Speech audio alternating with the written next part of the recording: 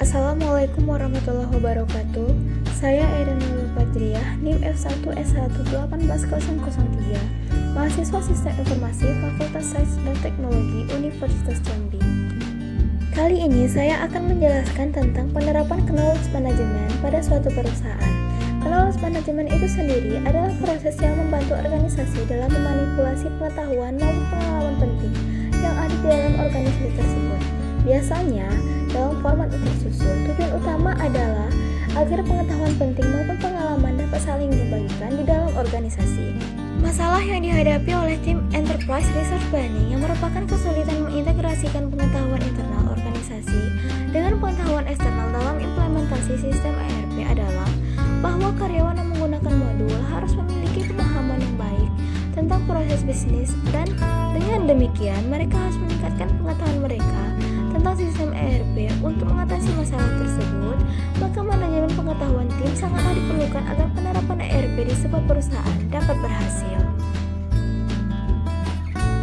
Terdapat 3 hal yang berperan penting dalam penerapan knowledge management dalam sebuah perusahaan. Yang pertama yaitu adalah people. Knowledge management harus deal dengan kultur dan struktur organisasi yang memungkinkan dan memberikan pertumbuhan bagi knowledge management lewat kolaborasi learning, reasoning, dan problem solving. Yang kedua yaitu adalah proses. Knowledge management juga harus menyediakan sebuah environment for exchange, discovery, reason, use, dan reuse of knowledge across the organization. Selanjutnya yaitu teknologi. IT harus disediakan untuk memungkinkan orang dan proses untuk mendapatkan aset intelektual dari actionable knowledge. Manfaat knowledge management. Yang pertama, meningkatkan proses pengambilan keputusan, di mana pengambilan keputusan yang diambil berdasarkan informasi serta pengalaman yang sudah ditinjau dari berbagai aspek. Kemudian, meningkatkan efisiensi kerja dan proses. Efisiensi kerja dan proses selalu dievaluasi agar organisasi dapat bekerja lebih cerdas dan memanfaatkan waktunya dengan lebih baik. Yang ketiga, meningkatkan respon terhadap pelanggan. Respon terhadap pelanggan tidak hanya menjadi tanggung jawab bagi customer service saat ini, tetapi juga menjadi bagian dari tanggung jawab perusahaan. Yang keempat, meningkatkan jumlah produk atau jasa serta meningkatkan kemampuan di dalam berinovasi, yaitu bagaimana penciptaan sebuah inovasi bukan hanya menjadi tanggung jawab dari para peneliti dan pengembang saja, namun juga menjadi bagian dari tanggung jawab sebuah perusahaan dalam upaya pengembangan suatu produk. Tujuan dari knowledge management. Yang pertama, penghematan waktu dan biaya. Dengan adanya sumber pengetahuan yang terstruktur dengan baik, maka perusahaan akan dengan mudah untuk menggunakan pengetahuan tersebut di dalam perusahaan itu sendiri, sehingga perusahaan juga bisa menghemat waktu dan biaya yang ada. Yang kedua, peningkatan aset pengetahuan. Sumber pengetahuan akan memberikan kemudahan bagi setiap karyawan untuk memanfaatkannya, sehingga proses pemanfaatan pengetahuan di lingkungan perusahaan akan meningkat, dan pada akhirnya proses kreativitas dan inovasi akan terdorong lebih luas dan setiap karyawan dapat meningkatkan kompetisinya masing-masing. Yang ketiga, kemampuan beradaptasi. Sebuah perusahaan akan dapat dengan mudah beradaptasi dengan perubahan lingkungan bisnis yang terjadi di sekitarnya. Peningkatan produktivitas. Pengetahuan yang sudah ada dapat digunakan ulang untuk proses atau produk yang akan dikembangkan sehingga produktivitas dari sebuah perusahaan akan meningkat. Kali ini saya akan menjelaskan tentang penerapan knowledge management pada PT Unilever Indonesia. Unilever Indonesia didirikan pada tanggal 5 Desember 1933 yang telah tumbuh hingga kini menjadi salah satu perseroan terdepan untuk kategori fast moving consumer good di Indonesia. PT Unilever Indonesia adalah salah satu perusahaan di Indonesia yang berhasil dalam penerapan knowledge management. Misi dari Unilever Indonesia adalah meningkatkan vitalitas hidup. Hal ini dapat dilihat dari produk-produk yang inovatif, unggul, dan ekonomis. Tujuan dari Unilever Indonesia yaitu di mana bekerja untuk menciptakan masa depan yang lebih baik setiap hari, membuat pelanggan merasa nyaman, berpenampilan baik, dan lebih menikmati kehidupan lewat brand dan jasa yang diberikan dan bisa bermanfaat bagi konsumen. Produk-produk Unilever Indonesia yang mencakup brand-brand ternama yang disukai di dunia seperti Pepsodent, Lux, Lifebuoy, Dove, dan lain sebagainya. Penerapan knowledge management di PT Unilever Indonesia adalah sebagai berikut.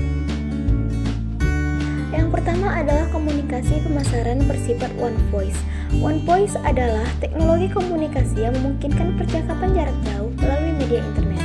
Penjelasan one voice di sini yaitu walaupun sistem komunikasi yang digunakan oleh perusahaan berbeda-beda, tetapi jika sudah dikoordinasi dan memiliki misi yang tepat, maka akan mudah meraih konsumen. Sistem komunikasi ini bukan hanya meningkatkan pencitraan suatu produk, tetapi juga harus menimbulkan hasil penjualan yang baik dari produk yang telah dipasarkan. Kedua, pengembangan SDM. Di dalam Unilever Indonesia, karyawan merupakan aset yang berharga bagi perusahaan. Karena itu, Unilever Indonesia membuat strategi dan sistem human capital yang bersifat komprehensif. Hal-hal yang dilakukan adalah membuat Performance Development Program atau PDP, yaitu di mana karyawan melakukan pekerjaannya sesuai dengan kemampuannya. Setiap pertengahan tahun, PDP dimonitor melalui Continuous Improvement Discussion untuk membahas hal-hal yang diperlukan untuk pengembangan sistem kerja dari karyawan. Ketiga, budaya coaching. Budaya coaching di sini menjelaskan bahwa seorang senior manager ditempatkan di suatu departemen untuk membantu memimpin karyawan yang tergabung di dalam departemennya. Tetapi sebelum menjadi coach, mereka diberikan pelatihan terlebih dahulu agar mengetahui teknik-tekniknya. Budaya coaching ini diberi nama Building Leaders as Generative Coach. Yang terakhir adalah budaya sharing knowledge.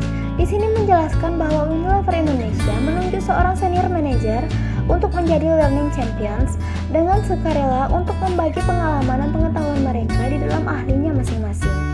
Seperti retrospek berupa program penulisan tajwid yang diperoleh dari pengalaman karyawan dan dianggap baik, lalu akan dipublikasikan di dalam situs departemen mereka. Kemudian Solar Share of Learning and Discussion, di mana pemimpin perusahaan Unilever Indonesia dari luar datang sebagai narasumber untuk membagikan pengetahuan dan pengalamannya. Kemudian Good Idea, yang merupakan inisiatif yang memfasilitasi karyawan untuk menyampaikan suatu ide sederhana yang dapat menguntungkan perusahaan dari berbagai sisi. Kemudian fasilitas yang digunakan oleh Unilever Indonesia untuk mengoptimalisasikan knowledge management adalah yang pertama yaitu learning center seperti e-learning, kemudian knowledge club online dan online library seperti perpustakaan online.